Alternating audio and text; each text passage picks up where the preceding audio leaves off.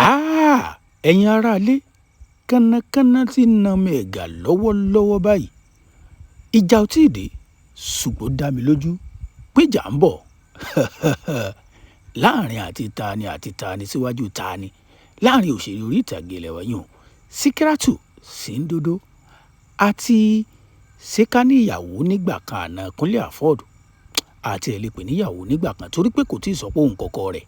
Eyín Désọ́lá Afọ́ọ̀dù tí gbogbo wa mọ̀ sí Celeb Wife. Kí ló fẹ́ fàjà láàrin àwọn méjèèjì? Ẹ farabalẹ̀, ẹ jókòó dáadáa, ẹ wá nǹkan fìdílé kí ìyànnà náà fún yín. Síkírátù Sìǹdòdó náà ti jáde tán, ó ti sọ̀rọ̀. Kí ló sọ? Síkírátù Sìǹdòdó òun náà jáde tán lẹ́yìn ìgbà tó rí pé Désọ́lá Afọ́ọ̀dù ti fẹ́ máa gbé súnmọ́ ẹni tó jẹ́ ṣé àlè rẹ̀ ní ká pè ní àbí boyfriend àbọ̀kọ́lé. Ẹ wo ìgbà tí n bá ti ẹ̀yànnà náà ọ̀rọ̀ tán, ẹ̀yin náà ó mọ kúlẹ̀kúlẹ̀ ọ̀rọ̀. Ìgbà tó rí pé Désọ́lá Afọ́ọ̀dù ti fẹ́ máa gbé súnmọ́ eyín Màláíkà. Ṣùgbọ́n ẹ jẹ́ á kọ́kọ́ jọ bira wa, ẹ má gbàgbé ibì kan là ń lọ, ẹ farabalẹ̀ o. Gist TV Yorùbá la wípé yá ti máa ń pẹ̀ kẹlu gbogbo tí ń lọ níkànnì ayélujára pé kí n tó sọ̀rọ̀, kí n tó sọ nǹkan kan pẹ́ẹ́pẹ́, kí n tó wá ṣàlàyé àwọn nǹkan tí ò yé yín fún yín pé ṣé lóòótọ́ ni Síkírátù Sìǹdòdó àti Màláíkà, ṣé lóòótọ́ ni wọ́n jọ ń jẹ mùkútùn, ni wọ́n jọ ń gbé nǹkan sí nǹkan. Ẹ kọ́kọ́ wo fídíò náà, mò ń padà bọ̀, ẹ má ti lọ ibì kankan.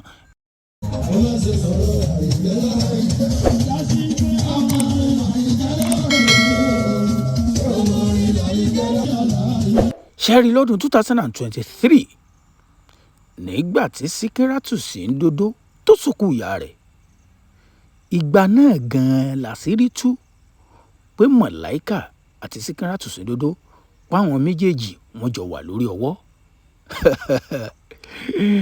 Ẹ wá má gbàgbé, ẹ̀yin náà mọ̀ pé kì í ṣe ìròyìn mọ́ pé ìyàwó Kúnlé Afọ́ọ̀dù yìí Désọ́lá Afọ́ọ̀dù, ìjà tó ń gbóná girigiri lọ́wọ́ òun wà láàrin Désọ́lá Afọ́ọ̀dù àti Kúnlé Afọ́ọ̀dù. Ṣùgbọ́n táwọn ènìyàn wá mọ̀ ni pé ṣé Désọ́lá Afọ́ọ̀dù náà ń fẹ́ Màláíkà ni? A ò lè tí ì sọ, ṣùgbọ́n ẹ farabalẹ̀, kí ni Síkírátù Sìǹdòdó sọ lẹ́yìn ìgbà tí Désọ́lá Afọ́ọ̀dù tó fi síkànnì ayélujára rẹ̀ pé fọ́tò òun àti Màláíkà lòun fi ṣe wallpaper. Ẹ máa bá mi ká lọ, mo sọ fún yín, mo ní ìjà ń bọ̀, ìjà ni ò tí ì dé. Ṣé ẹ rí látọdún 2023 tí mò ń sọ yìí títí dàsìkò yìí, relationship Síkírátù Sìǹdòdó àti Màláíkà ó wà secret tó ipá àwọn èèyàn ò mọ̀. Ṣùgbọ́n kété tó rí pé Désọ́lá Afọ́ọ̀dù ó ti fẹ́ máa gbé súnmọ́ Màláíkà, ní February yìí ni Màláíkà ló sọjọ́ bí ẹ̀. Síkírátù Sìǹdòdó ó bọ́ síkànnì ayélujára.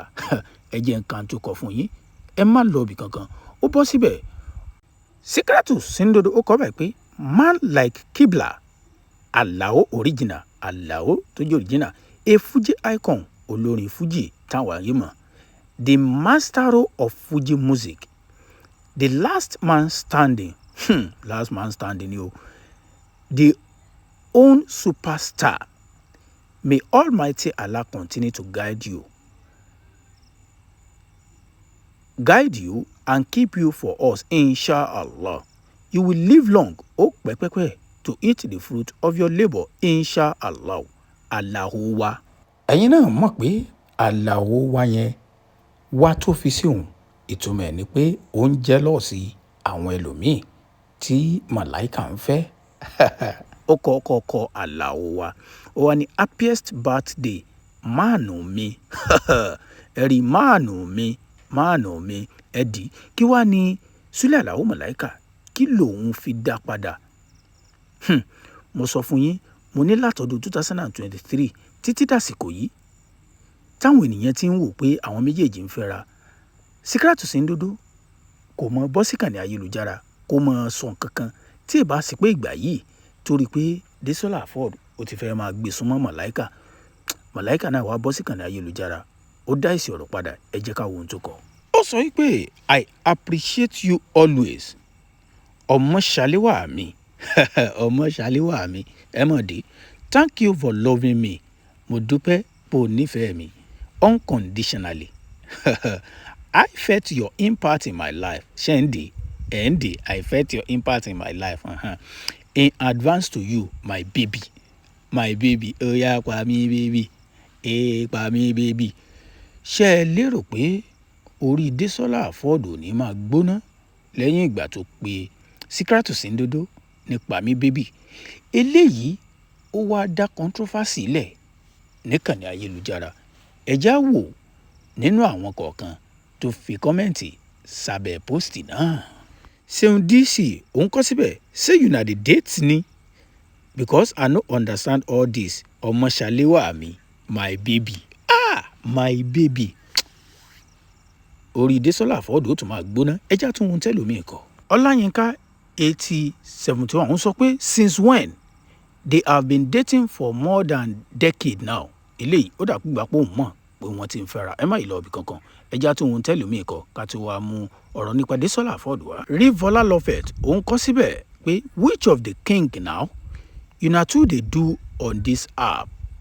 Person dey wish im wife in advance. Una jump on this comment dey mention king. Ṣé una no dey read well ni? A jẹ́ pé ọ̀pọ̀lọpọ̀ àwọn ènìyàn ló ti mọ̀ pé Màláíkà olórin fújì ilẹ̀ wa ni àti Síkírátù Sìǹdòdó páwọn méjèèjì wọ́n ti jọ wà látàyè alálùmọ́lẹ̀.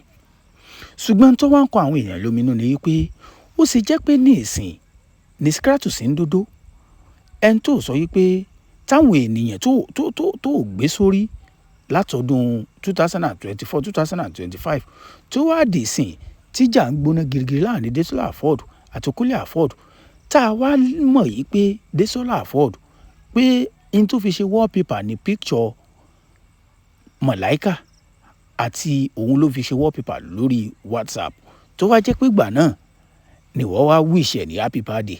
Ìgbà tí ó wà wish ẹ̀ ní happy birthday ó wá kọ́ńkọ́ pé kó lè mọ̀ pé olóòka lèmi o èmi mo lòóka pé ẹni tó máa bá mi dọ̀rọ̀ yóò Adémọ́ká Wálé. Ó tún wá fi fọ́nrán ibi tí wọ́n ti jọ lọ ájì sí ló fi ṣe kíni o ló fi kí pé ó kú ọjọ́ ìbí. Ìtumọ̀ ẹni pé ó ń sọ fún un pé Désọ́lá Afford tó bá mi dọ̀rọ̀ yé ẹni máa bá mi dọ̀rọ̀ yóò Adémọ́ká Wálé Yásín. Ṣùgbọ́n ẹjẹ́ àjọ bíra wa. Àwọn kan ní Désọ́lá Afford òun àti Màláíkà pé wọ́n jọ wà lórí ọwọ́. Àwọn kan ní fáǹsì lásán ni.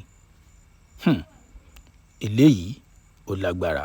Ṣùgbọ́n tó bá jẹ́ yín ní Kúnlé Afford tíyàwó yín fi píkṣọ̀ ọkùnrin míì tóun àtọkùnrin míì jọ yà tó fi ṣe wallpaper lórí WhatsApp kí lẹ̀yin ó ṣe? Gbogbo àwọn ènìyàn ti ń sọ pé Désọ́lá Afford ò sí nǹkan kan ta padà sọ́dọ̀ ọkọ rẹ̀. Ẹ já mọ ohun tí ó ṣẹlẹ̀ láàrin Síkírátù Sìǹdòdó àti Désọ́lá Afford. Ṣùgbọ́n àṣírí ò tí ì tú àti ìmọ̀ bóyá lóòótọ́ ni Désọ́lá Afford bóyá ó ń fẹ́ Màláíkà. Ṣùgbọ́n sáà rí fọ́nrán káàkiri táwọn ènìyàn sì ń gbérú mọ̀ pé wọ́n jọ wà ní. Ṣùgbọ́n a ò lè tí ì sọ. Ẹ̀yin olólùfẹ́ mi mo sọ fún yín mo níjà ń bọ̀ ẹ subscribe àtúnmú mi bọ̀.